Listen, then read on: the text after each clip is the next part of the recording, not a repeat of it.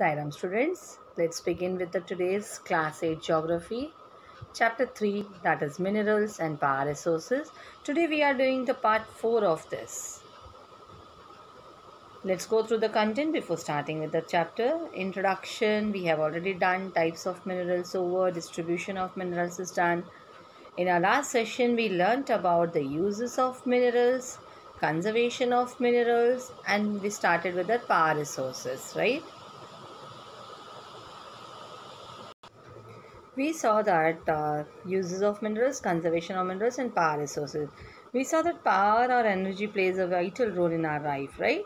We also saw that the power is used for industries, also agricultural work, for transportation, for communication, and for defense.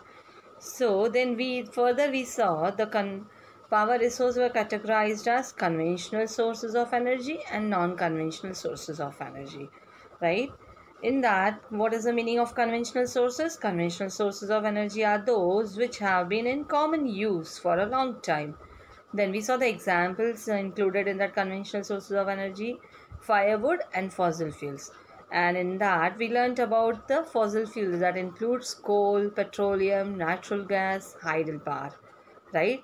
This is what we have completed in our, we saw the advantages and disadvantages, everything of each and every type of sources of energy that has been given here in the slide, correct? Then we saw after that the places where these resources, where the sources are found, right? We saw that also in India as well as all over the world. So now the next topic today we are going to begin here is non-conventional sources of energy. Now, before starting with the non-conventional sources of energy, let me ask you one thing. Why there is a need of non-conventional sources of energy? The increasing use of fossil fuels is leading to its shortage. It is estimated that if the present rate of consumption continues, the reserves of these fuel will get exhausted. Moreover, their use also causes environmental pollution. Therefore, there is need for using non-conventional sources of energy. Now here, let us understand the meaning of that non-conventional sources of energy. What is that? Non-conventional sources of energy are the energy sources which are continuously replenished by natural processes. These cannot be exhausted easily, can be generated constantly, so can be used again and again.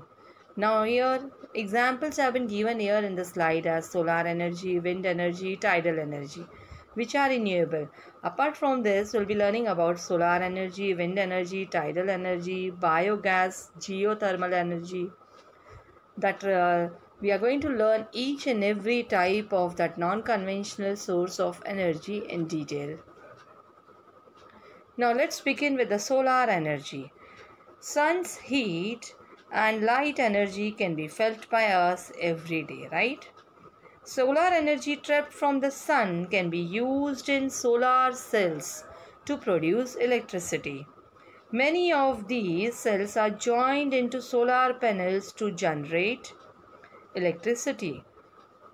They generate power that is used for the heating and lighting purpose.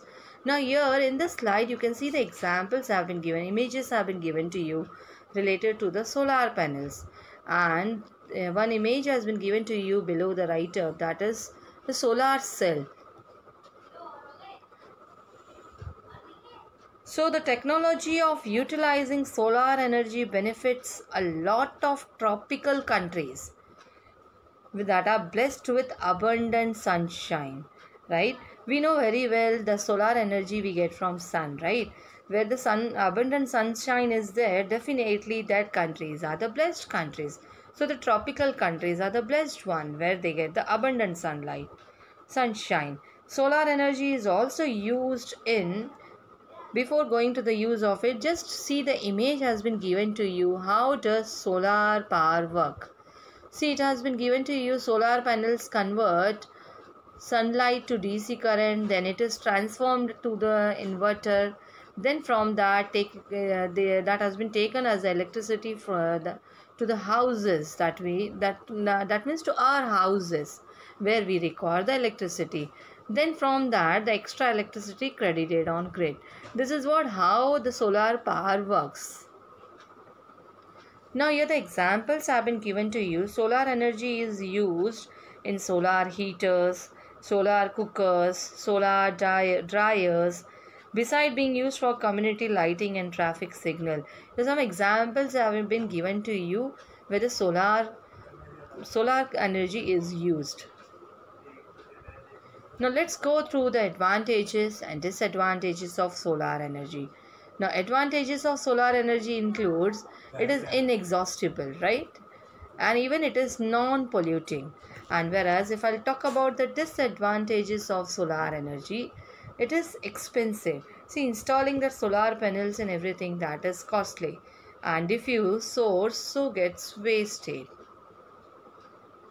Now the next one is wind energy. We are going to learn about the wind energy. Wind is an inexhaustible source of energy, right? In modern time, windmills have been used for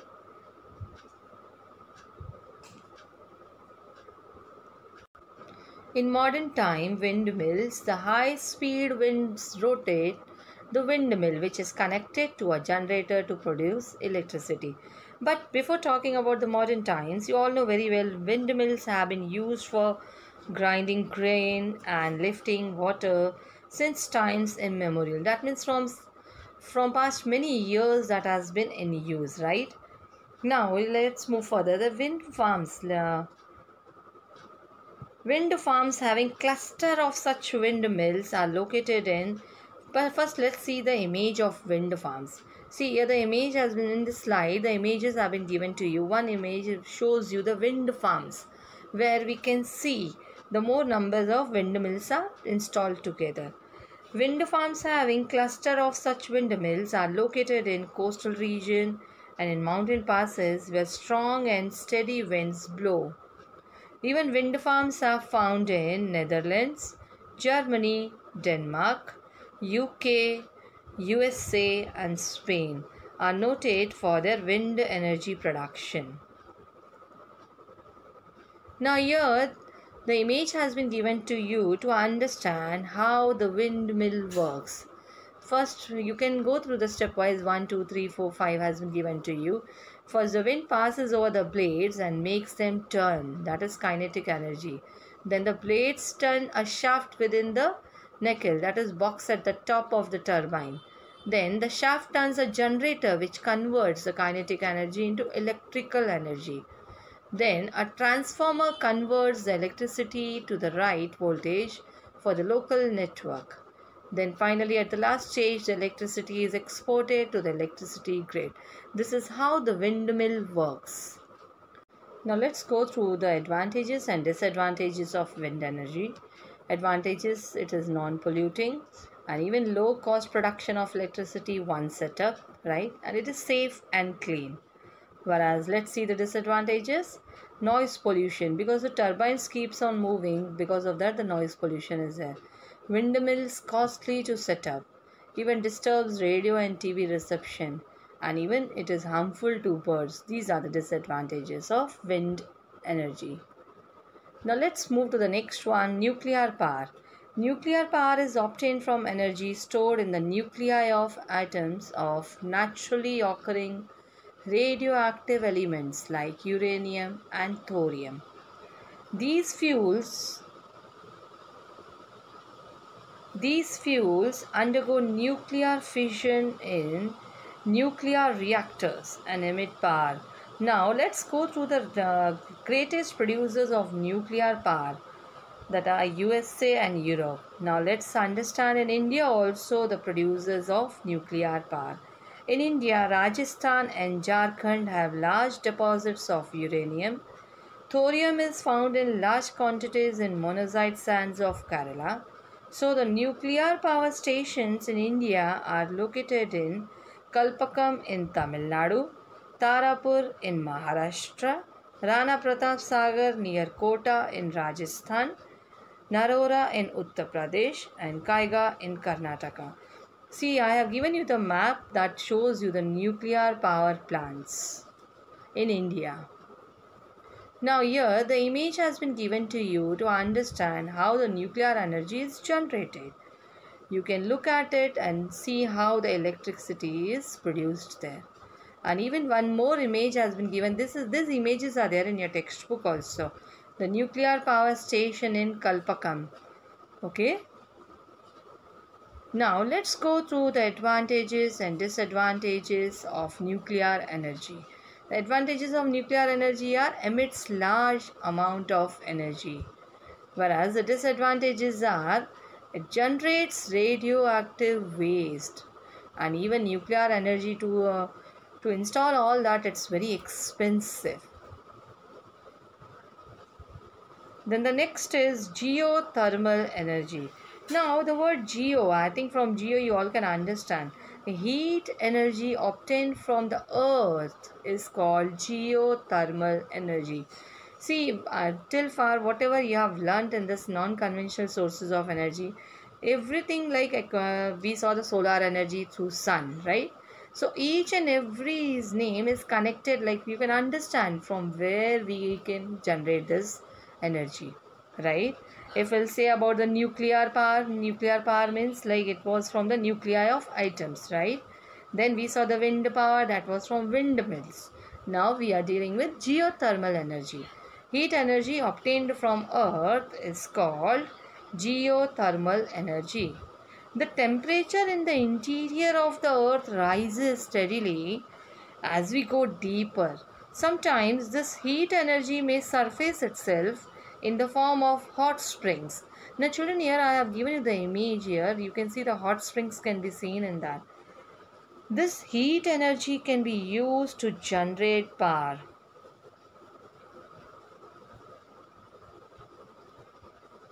The temperature in the interior of the earth rises steadily as we go deeper. See, as we go deeper in the earth crust, the temperature rises there, right? Sometimes this heat energy may surface itself in the form of hot springs. That is, I have shown you in the previous slide also, that was hot springs.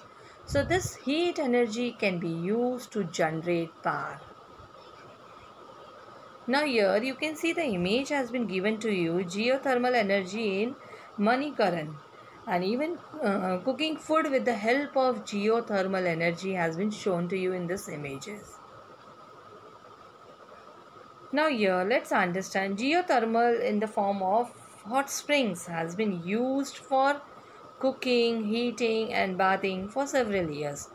USA, that is United States of America, has the world's largest geothermal power plants, followed by New Zealand, Iceland, Philippines and Central America. Whereas in India, I have given you the map here for geothermal provinces, okay? In India, geothermal plants are located in Manikaran in Himachal Pradesh and Puga Valley in Ladakh. I have given the marking for the two places that has been given in your textbook. Now here the image has been given to you to understand how the geothermal energy can be generated. How the power can be generated through that. You can see the steam is coming out from them and the well is connected to that water and the turbine is placed there, through that the generator is worked. That way the power, then the electricity will be generated. Now let's go through the advantages and disadvantages of geothermal energy. Advantages of geothermal energy are clean, eco-friendly and always available, right? Whereas disadvantages of geothermal energy are located far away from cities and so costly to transport the electricity. Now the next type is tidal energy. Now energy generated from tides is called tidal energy. Tidal energy can be harnessed by building dams at narrow openings of the sea. During high tide, the energy of the tides is used to turn the turbine installed in the dam to produce electricity. Now here the image has been given to you to understand how the tidal energy is, low tidal energy is used to produce electricity. You can see the images that has been given to you. Then Russia, France and the Gulf of Kutch in India have huge tidal mill farms. Now let's go through the advantages and disadvantages of tidal energy. Advantages of tidal energy are it is non-polluting and it is inexhaustible, right? Whereas disadvantages are destroys wildlife. See, because tidal energy, I hope you have seen in the image, that is in the tides, okay? So wildlife is affected because of this and difficult to harness. Harness means to control it. Controlling is very difficult. Then the next is biogas. Now organic waste such as dead plant and animal material, animal dung and kitchen waste can be converted into a gaseous fuel that is called as biogas. The organic waste is decomposed by bacteria in biogas digesters to emit biogas, which is essentially a mixture of methane and carbon dioxide. Now, biogas is an excellent fuel that is used for cooking and lighting and produces huge amount of organic manure each year. Now children, you can see the image has been given to you of biogas that is there in your textbook. See how it is, slurry has been there and the gas tank has been installed. Through that the fertilizer has been put there, the outlet is there, from there the manure comes out. And this is the way how the biogas is produced. Now the clear one more image has been shared with you here to understand how the biogas plant is exactly how it is installed. See, it is, you can see the gas storage tank is there at the top. Even the gas control valve is there, that is outlet for biogas. And even inside you can see that it is having the mixing tank, intel pipe, intel tank, digester tank is installed inside. Then the overflow tank is also there, outlet pipe is there through which that biogas is generated, and the partition wall has been given to that. That is a clear picture to make you understand how the biogas works. So biogas is an excellent fuel, I told you, that is used for the cooking and lighting, and it produces huge amount of organic manure every year. Now let's go through the advantages and disadvantages of biogas.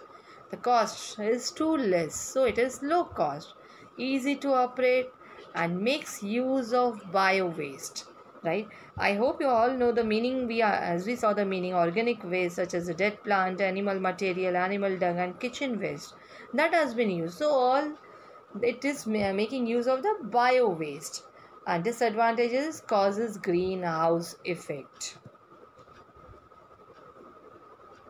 Now see, we all have seen all the non-conventional sources of energy, right? What were that? We started with the non-conventional sources of energy.